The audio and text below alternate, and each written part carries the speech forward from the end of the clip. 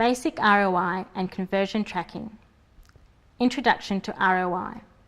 ROI stands for Return on Investment and answers the question of how much value you get from making an investment. In our case, an investment from advertising on AdWords.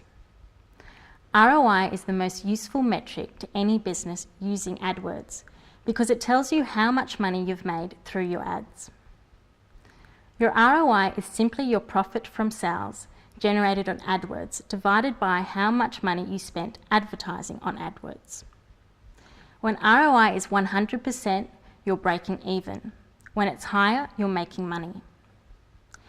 In this example, we see an online retailer that sells flower bouquets and boxes of chocolates, each in its own campaign. Here is some information from the campaign summary page. The number of impressions and clicks, which provides you with the click-through rates, and the total cost of each campaign, yielding average cost per clicks of $1.50.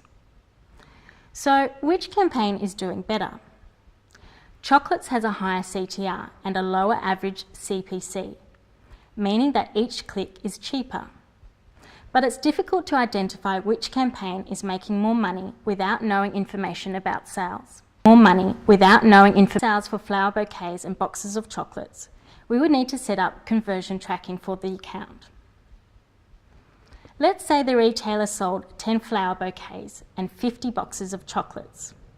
This provides the conversion rate, conversions divided by clicks, and cost per conversion, total cost divided by number of conversions.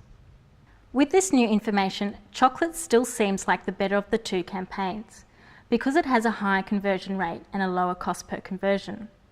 But let's look at one more version. The profit margin from every sale. In this example, the profit is $50 for a bouquet and $5 for a box of chocolates.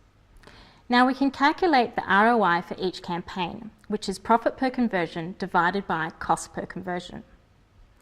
Now we see the flowers campaign has a much higher ROI, despite having a higher cost per conversion and a higher cost per click.